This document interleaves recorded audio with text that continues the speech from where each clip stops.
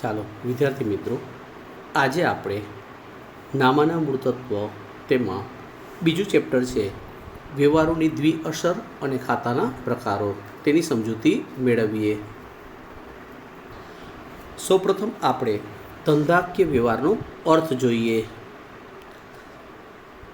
ધંધાકીય વ્યવહાર એટલે બે કે વધુ વ્યક્તિઓ વચ્ચે ધંધા માટેની વસ્તુઓ કે સેવાઓની રોકડમાં અથવા તો શાક એટલે કે ઉધાર ફેરબદલી થતી હોય તો તેને ધંધાકીય વ્યવહાર કહેવામાં આવે છે. આનો મતલબ એમ થયો કે ધંધામાં જે વ્યવહાર થતો હોય તે આર્થિક વ્યવહાર હોવો જોઈએ, તેનું નાણાંમાં મૂલ્ય અંકાવવું જોઈએ. આવો રોકડ છે વ્યવહાર છે તે રોકડ અથવા ઉધાર પણ હોઈ શકે, તે આંતરિક વ્યવહાર પણ હોઈ શકે અને બાહ્ય વ્યવહાર પણ હોઈ શકે. ચાલો હવે આપણે ધંધાકીય વ્યવહારોનું વર્ગીકરણ કરીએ. ધંધાકીય વ્યવહારોનું વર્ગીકરણ આપણે બે રીતે કરી શકીએ, એક આર્થિક વ્યવહાર અને બિનઆર્થિક વ્યવહાર. આર્થિક વ્યવહાર એટલે જે વ્યવહાર છે ધંધામાં રોકડના કે ઉધાર વ્યવહાર થતો હોય, જેનું નામું છે ચોપડે દર્શાવાતો હોય, આવો વ્યવહાર છે તે આર્થિક વ્યવહાર કહેવાય છે. અને જે બિન આર્થિક વ્યવહારો છે તે ચોપડે દર્શાવવામાં આવતા હોતા નથી. આર્થિક વ્યવહારમાં રોકડ વ્યવહાર પણ હોઈ શકે, ઉધાર વ્યવહાર પણ હોઈ શકે, અન્ય વ્યવહાર પણ હોઈ શકે, જેમાં આંતરિક પણ હોઈ શકે અને બાહ્ય પણ હોઈ શકે. ચાલો આપણે આર્થિક વ્યવહાર કેને કહેવાય એનો અર્થ ફરીથી જોઈ લઈએ. ધંધાના ચોપડામાં થતા આર્થિક વ્યવહારો જ નોંધવામાં આવતા હોય છે, જેની આપણે નાણાંમાં લેવડ દેવડ તાત્કાલિક અથવા તો ભવિષ્યમાં કરતા હોઈએ. આવા વ્યવહારો છે તેને આર્થિક વ્યવહારો તરીકે ઓળખવામાં આવે છે. આર્થિક વ્યવહારો છે તેમાં આપણે રોકડ વ્યવહાર કે ઉધાર વ્યવહાર હોઈ શકે. તેની દ્રષ્ટિએ આપણે તેના ભાગ જોઈએ. રોકડ વ્યવહાર કેને કહેવાય? જે પ્રકારના માલ કે મિલકતના વ્યવહારમાં નાણાં કે સેવા તેના બદલામાં નાણાં ચૂકવવામાં આવતા હોય કે નાણાં મળતા હોય તો તેવા વ્યવહાર છે તેને રોકડ વ્યવહાર કહેવામાં આવે છે. આવા રોકડ વ્યવહાર છે તે મિલકત સાથેના હોઈ શકે, માલ સાથેના હોઈ શકે કે સેવા અંગેના રોકડ વ્યવહારો છે તે હોઈ શકે. ઉધાર વ્યવહાર કેને કહેવાય?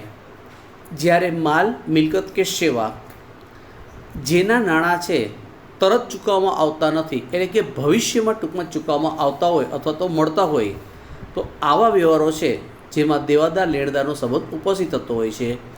આવા વ્યવહારો છે તેને ઉધાર વ્યવહાર અથવા તો શાખના વ્યવહાર તરીકે ઓળખવામાં આવે છે. અન્ય વ્યવહાર કેને કહેવાય? તો જે રોકડ વ્યવહાર કે ઉધાર વ્યવહાર છે તેમાં સમાવેશ થતા નથી, આવા વ્યવહારો છે તે અન્ય વ્યવહાર તરીકે ઓળખવામાં આવે છે. જેમ કે અકસ્માતથી નાશ પામવો, માલ ચોરાઈ જવો, દાનમાં આપવું, જાહેરાતમાં માલ આપવો, આ બધા વ્યવહારો છે તે અન્ય વ્યવહાર તરીકે ઓળખાય છે. આવા વ્યવહારો છે તે પણ ચોપડે અસર દર્શાવવાની હોય છે. ચાલો હવે આપણે આંતરિક વ્યવહાર અને બાહ્ય વ્યવહાર તેની સમજૂતી મેળવીએ. આંતરિક વ્યવહાર એટલે શું? ધંધાના અમુક વ્યવહારો અન્ય પક્ષકારોની જરૂર નથી જે ધંધામાં થતા હોય છે. આવા વ્યવહારો છે હિસાબી ચોપડામાં નોંધવામાં આવે છે. દાખલા તરીકે મિલકત પર ઘસારો ગણવામાં આવે, કુદરતી આપત્તિથી નુકસાન થાય, આ બધા વ્યવહારો છે તે આર્થિક પણ બિન રોકડ વ્યવહારો છે. હવે બાહ્ય વ્યવહાર કેને કહેવાય? આ વ્યવહારો ધંધો અને અન્ય પક્ષકારો વચ્ચે વ્યવહારો છે. આ આર્થિક વ્યવહારો છે જે ચોપડે નોંધવામાં આવતા હોય છે. દાખલા તરીકે આપણે ગ્રાહકોને માલ વેચીએ, કામદારોને મજૂરી ચૂકવીએ, બેંકમાંથી મળેલું વ્યાજ, વીમા પ્રીમિયમ, આ બધા વ્યવહાર છે તે બાહ્ય વ્યવહાર તરીકે ઓળખવામાં આવતા હોય છે. બિન આર્થિક વ્યવહારનો અર્થ આપણે જોઈએ. બિન આર્થિક વ્યવહાર એટલે એવા વ્યવહારો કે જેમનું નાણાંમાં મૂલ્ય આંકી શકાતું નથી, અને જે વ્યવહારો છે આપણે ચોપડે દર્શાવવાના હોતા નથી. આ વ્યવહારો છે તે બિન આર્થિક વ્યવહારો ગણાવે છે. ચાલો આપણે ઉદાહરણ નંબર 1ની સમજૂતી મેળવીએ. નીચેના વ્યવહારો આર્થિક વ્યવહારો છે કે બિન આર્થિક તે જણાવો અને કારણ પણ સ્પષ્ટ કરો.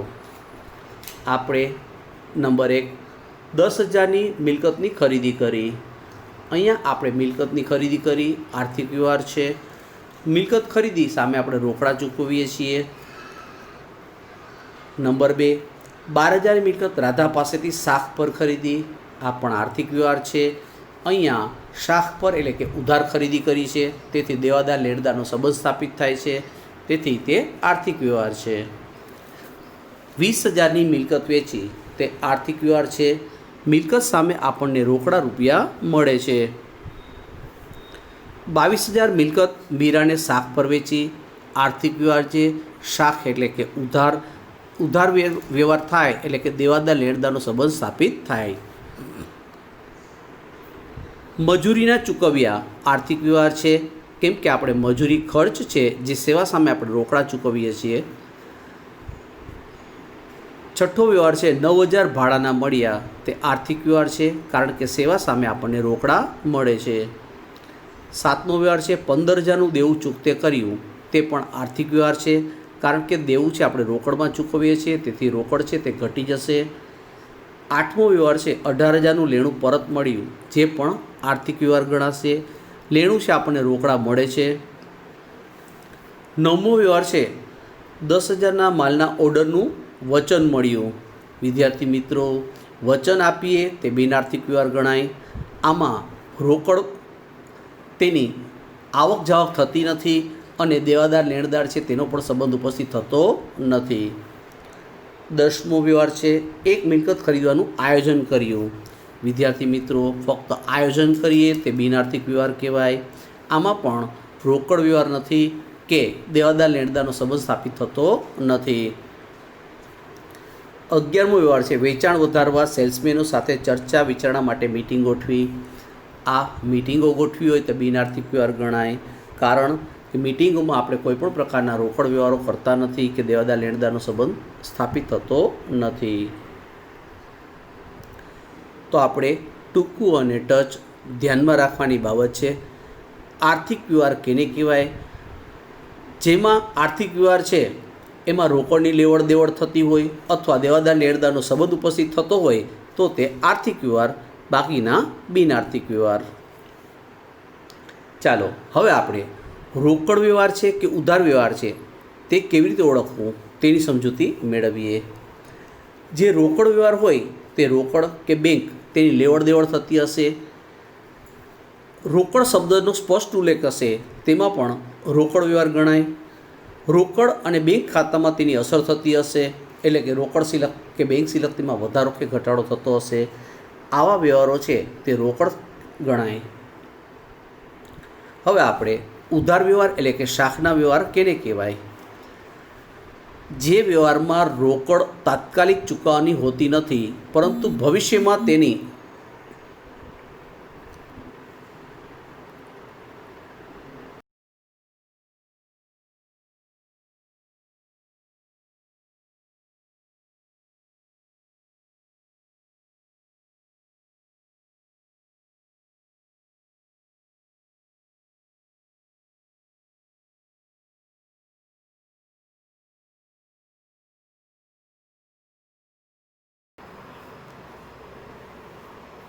ચાલો હવે આપણે ઉદાહરણ નંબર 2ની સમજૂતી મેળવીએ. નીચેના વ્યવહારો રોકડ છે કે ઉધાર તે જણાવો અને કારણ પણ સમજાવો. ₹500નો માલ રોકડેથી વેચ્યો. આ વ્યવહાર છે તે રોકડ વ્યવહાર છે, કારણ કે માલ વેચે એટલે રોકડ વધે, એટલે રોકડ વધે છે. બીજો વ્યવહાર છે ₹800નો માલ ખરીદ્યો. આ રોકડ વ્યવહાર છે, કારણ કે રોકડ જશે એટલે રોકડ ઘટે છે. ₹900નો માલ મીનાને વેચ્યો. આ ઉધાર વ્યવહાર છે, કારણ કે અહીંયા સ્પષ્ટ નામ લખેલું છે મીનાને વેચ્યો છે, જેથી ઉધાર વ્યવહાર છે. ₹2,000નો માલ નૂતનને રોકડેથી વેચ્યો. આ રોકડ વ્યવહાર છે. અહીંયા સ્પષ્ટ ઉલ્લેખ છે રોકડેથી, એટલા માટે રોકડ વ્યવહાર છે, રોકડ વધે. પાંચમો વ્યવહાર છે 5,000 પગારના ચૂકવ્યા. હંમેશા જે કોઈ ખર્ચ છે, આવક છે, આ બધા રોકડ વ્યવહાર જ થાય. તેથી રોકડ પગાર ખર્ચ કરીએ તો રોકડ ઘટે છે. છઠ્ઠો વ્યવહાર છે 8,000 વીમા પ્રીમિયમના ભર્યા. રોકડ વ્યવહાર છે, રોકડ ઘટશે. ₹200નો માલ નમૂના તરીકે મફત મળ્યો. વિદ્યાર્થી મિત્રો, કોઈપણ રીતે માલ આપણને જો મફત મળે આવો વ્યવહાર છે તે રોકડ પણ નથી, ઉધાર પણ નથી. આ વ્યવહાર છે તે બિન આર્થિક વ્યવહાર કહેવાય. આઠમો વ્યવહાર છે 5,000નું શ્રીજી ફર્નિચર માર્ટમાંથી ફર્નિચર ખરીદ્યું. આ ઉધાર વ્યવહાર છે, કારણ કે અહીં શ્રીજી ફર્નિચર નામ આપેલું છે, તેથી તે ઉધાર વ્યવહાર છે. નવમા વ્યવહારમાં 3,000 રૂપિયા શાહ એજન્સીને જાહેરાતના ચૂકવ્યા. આ રોકડ વ્યવહાર છે. જાહેરાત ખર્ચ કરીએ એટલે રોકડ ઘટે છે. 3200 કમિશનના મળ્યા. આ રોકડ વ્યવહાર છે, મળે એટલે રોકડ વધે છે. 5,000નો માલ રોકડેથી ખરીદ્યો, નાણાં ચેકથી ચૂકવ્યા. અહીંયા રોકડ વ્યવહાર છે, ચેકથી શબ્દ આપ્યો છે, તેથી બેંક સિલક આપણી ઘટશે. ₹6,000નો માલ વેચ્યો, નાણાં ચેકથી મળ્યા. આ રોકડ વ્યવહાર છે, ચેક મળે એટલે બેંક સિલક વધે. 500 ભાડાના ચેકથી મળ્યા. રોકડ વ્યવહાર છે, બેંક સિલક વધે. 700 ટેલિફોન બિલના ચેકથી ચૂકવ્યા. રોકડ વ્યવહાર છે, બેંક સિલક ઘટે. 15 તારીખમાં લક્ષ્મીબેનને તેમના લેણા પેટે 3,000નો ચેક આપ્યો. રોકડ વ્યવહાર છે, ચેક આપીએ તેથી બેંક સિલક ઘટે. ખૂબ જ સરળ ચેપ્ટર છે બાળકો. તો આપણે હવે વાઉચર એટલે શું તેની સમજૂતી મેળવીએ. આ વાઉચર, તેની ટૂંક નોંધ અને તેની વ્યાખ્યા છે તે અગત્યની છે. હિસાબી પદ્ધતિનો આધારસ્તંભ એટલે કે વાઉચર. હિસાબો લખવા માટેનું પ્રથમ પગથિયું એટલે વાઉચર. વાઉચર એ ધંધાકીય વ્યવહારનો લેખિત પુરાવો છે. વાઉચરને આધારે આપણે વ્યવહારનો પ્રકાર નક્કી થાય છે. રોકડ વ્યવહાર છે, શાખનો વ્યવહાર છે, ખરીદીનો વ્યવહાર છે, વેચાણનો વ્યવહાર છે, બેંકનો વ્યવહાર છે, ખર્ચનો વ્યવહાર છે, આવકનો વ્યવહાર છે, મિલકતનો કે દેવાનો કયો વ્યવહાર છે તે આપણે વાઉચરને આધારે નક્કી કરી શકીએ છીએ. કયા બે પક્ષકારો વચ્ચેનો વ્યવહાર થયો છે તેનો લેખિત અને માન્ય પુરાવા તરીકે વાઉચર છે તે ખૂબ ઉપયોગી છે. વાઉચર છે તેના આપણે પ્રકારો જોઈએ. સૌપ્રથમ આપણે વેચાણ બિલ. આ જે પ્રકારો છે તેમાંથી બાળકો તમને 1 માર્કમાં ખાલી જગ્યા અથવા એક વાક્યનો પ્રશ્ન પૂછાઈ શકે. વાઉચરના જે પ્રકારો છે તેમાં વેચાણનું બિલ એટલે કે ભરતીયું બિલ શબ્દ વાપરો કે ભરતીયું શબ્દ વાપરો, જે માલના વેચાણ અંગેનું બિલ છે. ખરીદી બિલ, જે માલની ખરીદી અંગેનું બિલ છે. જમા ચિઠ્ઠી, વેચાણ પરત આવ્યા અંગેની નોંધ છે. ઉધાર ચિઠ્ઠી, ખરીદ પરત કર્યા અંગેની નોંધ છે. ચેકનું અડધિયું, બેંકમાંથી આપણે નાણાં ઉપાડવાનો પુરાવો છે. પે ઇન સ્લીપ, બેંકમાં નાણાં ભરવા ઉપયોગમાં લેવાતું વાઉચર છે. તમે બેંકમાં જાઓ અને તમારે બેંકમાં રૂપિયા ભરવા હોય તો તમારે પે ઇન સ્લીપ ભરવી પડે. આપેલ રસીદ, નાણાં મળ્યા છે તે અંગેનો લેખિત પ્રમાણપત્ર છે. મળેલ રસીદ, નાણાં ચૂકવ્યા છે તે અંગેનું લેખિત પ્રમાણપત્ર છે. ખર્ચના બિલો, રોકડેથી કે ચેકથી ચૂકવેલ ખર્ચનો પુરાવો છે. ચાલો હવે આપણે વાઉચરના અંગો જોઈએ. વાઉચરના અંગો છે. નંબર 1, વાઉચર જે છે તેમાં આપનારનું નામ અને સરનામું દર્શાવેલું હોય. વાઉચર લેનાર છે તેનું નામ અને સરનામું હોય, તારીખ લખેલી હોય, વાઉચર નંબર દર્શાવવામાં આવે, આંકડાઓ અને શબ્દોમાં રકમ દર્શાવેલી હોય, બિલ બનાવનારની સહી હોય, બિલ લેનારની સહી હોય. વાઉચરનો પ્રકાર ખ્યાલ આવી જાય, રોકડ વ્યવહાર છે કે ચેકનો વ્યવહાર છે. અન્ય વિગતો છે જેમાં એક પ્રકારનું વાઉચર એકબીજાથી અમુક બાબતોમાં જુદું પડતું હોય જે તે વાઉચરની અન્ય વિગતો અલગ અલગ હોય. વિદ્યાર્થી મિત્રો, તમે સ્કૂલમાં જે ફી ભરો છો, ફીની તમને જે પહોંચ આપે છે એટલે કે જે રસીદ આપે છે તે પણ વાઉચર જ છે. અહીંયા તમે તમારી જે ફીની રસીદ છે તેમાં તમે જોઈ શકશો વાઉચર આપનારું નામ, સરનામું લખેલું હશે. તેમાં જેને વાઉચર લેનાર છે તેનું પણ નામ અને સરનામું હશે, તારીખ લખેલી હશે, વાઉચર નંબર લખેલી હશે એટલે કે પહોંચ નંબર લખેલી હશે, આંકડાઓ અને શબ્દમાં રકમ લખેલી હશે, બિલ બનાવનારની સહી હશે અને બિલ લેનારની જરૂર હોય તો સહી કરાવે છે. વાઉચરનો પ્રકાર છે તે પણ તેના આધારે ખ્યાલ ઉપર લખ્યો હશે, કેશ મેમો એ ટાઈપનું. ચાલો હવે આપણે વ્યવહારોની બેવડી અસર એટલે શું? વિદ્યાર્થી મિત્રો, બેવડી એટલે કે બે દ્વિનોંધી નામા પદ્ધતિના નામ પ્રમાણે દરેક વ્યવહારની બે નોંધો કરવાની હોય છે. આ જે બે પક્ષકારો હોય તેના વચ્ચે આ નોંધો થતી હોય, તેથી આવા વ્યવહારો છે તેને અને તેની અસર જે અપાતી હોય તેને બેવડી અસર તરીકે ઓળખવામાં આવતી હોય છે.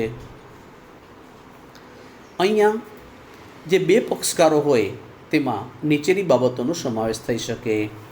કોઈપણ વ્યક્તિ ધંધાનો લાભ લે અથવા તો લાભ આપે એટલે કે વ્યક્તિ ખાતા માટે, માલ મિલકત ખાતા માટે ધંધા મિલકત વધે અથવા તો ઘટે, ખર્ચ અને ઉપજ માટે ઉપજ ખર્ચનું જે ખાતું હોય તેમાં ખર્ચ થાય અથવા તો ઉપજ થાય. આપણે નેક્સ્ટ લેક્ચરમાં ટૂંકમાં આના ઉદાહરણ સહિત આપણે સમજૂતી મેળવીશું, તેના દાખલાઓ છે તેની પણ પ્રેક્ટિસ કરીશું. ચાલો ઉદાહરણ નંબર 3 જોઈએ. નીચેના વ્યવહારોમાં કોઈ પણ બે અસર થાય છે તે સમજાવો. અહીંયા આપણે દ્વિ અસર એટલે કે બે અસર સમજાવવાની છે. દરેક કોઈ પણ વ્યવહાર થતો હોય તેમાં બે અસર દ્વિનોંધી નામા પદ્ધતિ મુજબ થાય જ. હવે આપણે 1 નંબર જોઈએ. મનોજે ₹20,000 રોકડા લાવી ધંધો શરૂ કર્યો. અહીં પહેલી અસર થશે રોકડ શિલક વધશે, રોકડા આવે છે એટલા માટે, અને બીજી અસર થશે ધંધાનો માલિક છે તે મૂડી તરીકે આપે છે એટલે મૂડી ખાતામાં બીજી અસર થશે. બીજો વ્યવહાર છે ₹40,000 ભરી બેંકમાં ખાતું ખોલાવ્યું. આપણને વિદ્યાર્થી મિત્રો ખ્યાલ જ છે, બેંકમાં આપણે રૂપિયા ભરીએ તો બેંક લેનાર છે એટલે એક અસર બેંકના થાય, બીજી અસર રોકડા રૂપિયા જશે તેથી રોકડ ખાતામાં બીજી અસર થશે. ત્રીજો વ્યવહાર છે 1,000નો માલ ભારતીબેન પાસેથી ખરીદ્યો. અહીંયા ધંધામાં ખરીદી કરીએ એટલે માલ આવે છે તેથી એક અસર ખરીદ ખાતામાં થશે અને આપનાર ભારતીબેન છે તેથી બીજી અસર આપણે ભારતીબેન ખાતે થશે. ચોથો વ્યવહાર છે 5,000નો માલ વિપુલને વેચ્યો. અહીંયા માલ વિપુલ લે છે તેથી એક અસર વિપુલના ખાતામાં થશે, બીજી અસર ધંધામાંથી માલ જાય છે જે આપણું વેચાણ ગણાય. પાંચમો વ્યવહાર છે 2,000નો માલ રોકડેથી વેચ્યો. એક અસર રોકડ ખાતામાં થશે કેમ કે રોકડા આવે છે, બીજી અસર ધંધામાંથી માલ જાય છે તેથી વેચાણ ખાતામાં થશે.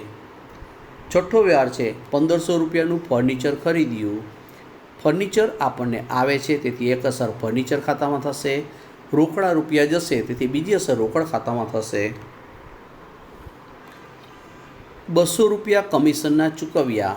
તો કમિશન આપણો ખર્ચ છે તેથી કમિશન ખાતામાં એક અસર થશે, રોકડા રૂપિયા જશે તેથી બીજી અસર રોકડ ખાતામાં થશે. 200નો માલ વિપુલે પરત કર્યો. અહીં વેચેલ માલ પરત આવે છે તેથી વેચાણ પરત ખાતામાં એક અસર થશે, વિપુલ આપનાર છે તેથી બીજી અસર આપણે વિપુલના ખાતામાં થશે. 9મો વ્યવહાર છે 150 માલ ભારતીબેને પરત કર્યો. અહીંયા ભારતીબેન લેનાર છે તો એક અસર ભારતીબેન ખાતે થશે, ધંધામાંથી ખરીદેલ માલ પરત થાય છે તેથી ખરીદ પરત ખાતામાં બીજી અસર થશે. ભારતીબહેનને 2,850નો ચેક આપ્યો. અહીંયા ચેક છે ભારતીબેન લેનાર છે તેથી એક અસર ભારતીબેન ખાતે થશે, ચેક આપીએ તેથી આપણી શિલક ઘટે તેથી બેંક ખાતામાં બીજી અસર થશે. વિપુલે 4,800નો ચેક આપ્યો. ચેક મળે તેથી આપણી બેંક શિલક વધે એટલે એક અસર બેંક ખાતામાં થશે, બીજી અસર વિપુલ આપનાર છે તેથી વિપુલના ખાતામાં બીજી અસર થશે. ચાલો વિદ્યાર્થી મિત્રો, હવે આપણે ખાતાના પ્રકારો તેના વિશે સમજૂતી મેળવીએ. અહીંયા આપણે ખાતાના 3 પ્રકારો તેની સમજૂતી મેળવવાની છે. સૌપ્રથમ આપણે વ્યક્તિ ખાતું, બીજું ખાતું આવશે માલ મિલકત ખાતું, ત્રીજું ખાતું આવશે ઉપજ ખર્ચનું ખાતું.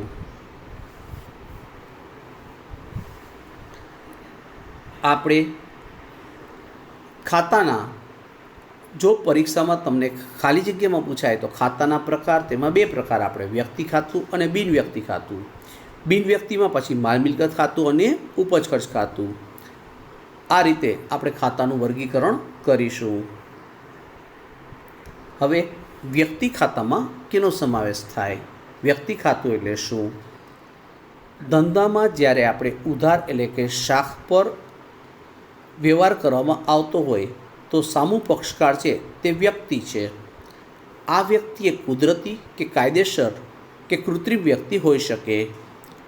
ઉપર ઉધાર વ્યવહાર થાય તો એને કારણે ધંધામાં અન્ય વ્યક્તિ વચ્ચે દેવાદાર લેણદારનો સંબંધ સ્થાપિત થતો હોય છે, તો તે વ્યક્તિ કહેવાય છે. વ્યક્તિમાં તે કુદરતી વ્યક્તિ હોઈ શકે, એટલે કે જીવંત વ્યક્તિ પણ હોઈ શકે, જેમ કે રમેશ છે, ધર્મેન્દ્ર છે, આ બધી જીવંત વ્યક્તિઓ છે. જ્યારે બેંક ઓફ બરોડા છે, LIC છે, શ્રી વેદ ઇન્ટરનેશનલ સ્કૂલ છે, આ બધી આપણે વ્યક્તિ તો છે જ, પરંતુ કૃત્રિમ વ્યક્તિ છે. જ્યારે ભાગીદારી પેઢી છે, સહકારી મંડળીઓ છે, કંપની છે, ક્લબ છે, તે પણ આપણે કૃત્રિમ વ્યક્તિઓ છે. તો આપણે આ વ્યક્તિ ખાતા માટે કેનો સમાવેશ થાય તેની સમજૂતી મેળવી. હવે આપણે માલ અને મિલકત ખાતું જોઈએ. માલ કેને કહેવાય? ધંધામાં વેપારી જે ચીજવસ્તુનો વેપાર કરતો હોય તે જ ચીજવસ્તુ છે એ વેપારી માટે માલ ગણાય. માલ છે તેના આપણે અલગ અલગ આપણે વર્ગીકરણ કરી શકીએ, જેમ કે ખરીદ ખાતું, વેચાણ ખાતું, ખરીદ પરત, વેચાણ પરત, વપરાશ માટે લીધેલો માલ, આગમાં નાશ પામેલ માલ, જાહેરાતમાં આપેલ માલ વગેરે વગેરે હોઈ શકે. હવે આપણે મિલકત કેને કહેવાય? તો મિલકતમાં આપણે દ્રશ્ય મિલકત પણ હોઈ શકે, અદૃશ્ય મિલકત પણ હોઈ શકે. દ્રશ્ય મિલકત જેને આપણે સ્પર્શ કરી શકીએ, અડી શકીએ, જોઈ શકીએ તેવી મિલકત છે તે ધંધા માટે ઉપયોગી છે. તો જમીન, મકાન, પ્લાન્ટ, યંત્ર, ફર્નિચર, વાહન વગેરે આપણે દ્રશ્ય મિલકતો છે. જ્યારે પાઘડી, પેટર્ન, ટ્રેડમાર્ક, કોપીરાઇટ્સ આ બધી છે તે અદૃશ્ય મિલકત છે, જે આપણે જોઈ શકતા નથી, પરંતુ ધંધા માટે તે ઉપયોગી છે. આ ઉપરાંત કંપનીના શેરમાં આપણે રોકાણ કરતા હોય કે ડિબેન્ચરમાં રોકાણ કરતા હોય, કોઈ ડિપોઝિટ ભરેલી હોય, તે પણ આપણી મિલકત છે. ચાલો હવે આપણે ઉપજ ખર્ચ ખાતામાં કેનો સમાવેશ થાય? સૌપ્રથમ આપણે ઉપજના ખાતા જોઈએ. ઉપજ એટલે ધંધાની આવક. ધંધામાં જે કોઈ આવક થતી હોય, જેમ કે મળેલું વ્યાજ, મળેલ વટાવ, મળેલ ડિવિડન્ડ, મળેલ ભાડું, મળેલ કમિશન, મળેલ દલાલી, મળેલ શબ્દો તમને દાખલામાં આપેલ જ હશે, તેથી તમને ખ્યાલ આવી હશે કે આપણી ઉપજ છે. ખર્ચમાં આપણે જોઈએ તો મજૂરી, ટપાલ ખર્ચ, ગાડા ભાડું, સ્ટેશનરી, પગાર, કરવેરા, ઘસારો, આપેલ વટાવ, જાહેરાત ખર્ચ, વીમા ચાર્જીસ વગેરે વગેરે છે. આ બધા આપણા ખર્ચ કહેવાય. ચાલો આપણે ઉદાહરણ નંબર 4 જોઈએ. નીચેના ખાતાઓનું વર્ગીકરણ કરો અને ટૂંકમાં સમજૂતી આપો. વિદ્યાર્થી મિત્રો, ફક્ત તમને વર્ગીકરણ કહે તો આપણે 3 ખાના પાડી નાખવાના: વ્યક્તિ ખાતું, માલ મિલકત ખાતું અને ઉપજ ખર્ચ ખાતું. આ 3 ખાનામાં જે ખાનામાં આપણે વ્યક્તિ ખાતામાં આવતો હોય તે વ્યક્તિ ખાતામાં એન્ટ્રી લખી નાખવાની, માલ મિલકતમાં આવતું હોય તે માલ મિલકતમાં લખી નાખવાની અને ઉપજ ખર્ચમાં આવતી હોય તે ઉપજ ખર્ચમાં લખી નાખવાની. પરીક્ષામાં આવા વ્યવહારો છે તે 4 થી 8 પૂછાઈ શકે. જો 4 વ્યવહારો આપેલા હોય તો 2 ગુણના હોઈ શકે, 8 વ્યવહારો આપેલા હોય તો તમને 4 ગુણમાં પૂછાઈ શકે. અહીંયા તમારે પ્રેક્ટિસ થાય એટલા માટે ખૂબ વધારે તમને આપેલા છે. અહીંયા આપણે 40 વ્યવહારો આપેલા છે. આ ક્રમ અનુસાર દરેક વ્યવહાર છે તેનો આપણે પ્રકાર જોતા જઈએ. અને તેની સમજૂતી મેળવતા જઈએ. ચાલો, સૌપ્રથમ ખાતાનું નામ આપેલ છે નવજીવન કોમર્સ કોલેજ. વિદ્યાર્થી મિત્રો, સ્કૂલ છે, કોલેજ છે, બેંક છે, આ દરેક વ્યક્તિ જ કહેવાય. તેથી જેનું નામ ધારણ હોય તે વ્યક્તિ આ કાયદેસરની કૃત્રિમ વ્યક્તિ છે. ઉપાડ ખાતું, ઉપાડ છે એ ધંધાનો માલિક કરતો હોય છે. ધંધાનો માલિક છે તે વ્યક્તિ ગણાય, તેથી આપણે તે વ્યક્તિ ખાતું કહેવાય. રોકડ ખાતું તે માલ મિલકત ખાતું કહેવાય. રોકડ છે ધંધાની ચાલુ મિલકત છે. ધર્મદા ખાતું તે ઉપજ ખર્ચ ખાતું ગણાય. ધર્મદા ધંધાનો ખર્ચ ગણાય. યંત્ર ખાતું જે માલ મિલકત ખાતું છે. યંત્ર ધંધાની સ્થિર મિલકત છે. જમીન ખાતું જે માલ મિલકત ખાતું છે, જે આપણી સ્થિર મિલકત છે. રાજ મેડિકલ સ્ટોર્સનું ખાતું વ્યક્તિ ખાતું અહીં કૃત્રિમ વ્યક્તિ છે. પગાર ખાતું ઉપજ ખર્ચ ખાતું પગાર ધંધાનો ખર્ચ છે. આવક માલ ગાડા ભાડું તે પણ ઉપજ ખર્ચ ખાતું છે, ધંધાનો ખર્ચ છે. આવક માલ ગાડા ભાડું એ ખરીદીનો ખર્ચ છે. ફર્નિચર ખાતું માલ મિલકત ખાતું ધંધાની સ્થિર મિલકત છે. જાવક માલ ગાડા ભાડું ઉપજ ખર્ચ ખાતું. જાવક માલ ગાડા ભાડું એ વેચાણનો ખર્ચ છે. સ્ટેશનરી ખાતું ઉપજ ખર્ચ ખાતું સ્ટેશનરી પણ ધંધાનો ખર્ચ છે. મજૂરી ખાતું ઉપજ ખર્ચ ખાતું ધંધાનો ખર્ચ છે. કોપીરાઇટ્સનું ખાતું માલ મિલકત છે. તે કોપીરાઇટ્સ છે આપણી સ્થિર મિલકત, અદૃશ્ય મિલકત છે. મળેલ વ્યાજ ખાતું ઉપજ ખર્ચ ખાતું ગણાશે. મળેલ વ્યાજ ધંધાની ઉપજ છે. યુનિયન બેંકનું ખાતું વ્યક્તિ ખાતું ગણાય. યુનિયન બેંક છે તે કાયદેસરની કૃત્રિમ વ્યક્તિ છે. ચૂકવેલ ભાડા ખાતું ઉપજ ખર્ચ ખાતું ગણાય. ભાડું ધંધાનો ખર્ચ છે. રિલાયન્સના શેરનું ખાતું જે આપણી મિલકત કહેવાય, એટલે કે માલ મિલકત ખાતું ધંધાની મિલકત છે. મળેલ વટાવ ખાતું ઉપજ ખર્ચ ખાતું ગણાય. મળેલ વટાવ ધંધાની ઉપજ છે. અમદાવાદ શાખા ખાતું વ્યક્તિ ખાતું ગણાય. અમદાવાદ શાખા છે કૃત્રિમ વ્યક્તિ છે. ઘાલખાદ ખાતું ઉપજ ખર્ચ ખાતું ગણાય. ધંધાનું નુકસાન છે. કર્ણાવતી ક્લબનું ખાતું વ્યક્તિ ખાતું ગણાય. કર્ણાવતી ક્લબ છે તે કાયદેસરની કૃત્રિમ વ્યક્તિ છે. દેવાદાર ખાતું વ્યક્તિ ખાતું કહેવાય, કારણ કે આપણે શાખ પર ઉધાર માલનું વેચાણ કરે છે, તેથી તે કુદરતી કે કૃત્રિમ વ્યક્તિ હોઈ શકે. નમૂના તરીકે વેચેલ માલ ઉપજ ખર્ચ ખાતું ગણાય. નમૂના તરીકે વેચેલ માલ છે ધંધાનો ખર્ચ છે. લેણદાર ખાતું વ્યક્તિ ખાતું ગણાય. શાખ પર માલની આપણે ખરીદી કરીએ છીએ, તેથી તે કુદરતી કે કૃત્રિમ વ્યક્તિ હોઈ શકે. કારખાના ખર્ચ ખાતું ઉપજ ખર્ચનું ખાતું છે. કારખાનાનો ખર્ચ ધંધાનો ખર્ચ છે. નીલમબેનનું ખાતું વ્યક્તિ ખાતું કુદરતી વ્યક્તિ છે. ઘસારા ખાતું ઉપજ ખર્ચ ખાતું છે, તે બિનરોકડ ખર્ચ ગણાય. ગુજરાત સરકારનું ખાતું વ્યક્તિ ખાતું કાયદેસરની કૃત્રિમ વ્યક્તિ ગણાય. મળેલ બેંક વ્યાજનું ખાતું ઉપજ ખર્ચનું ખાતું છે.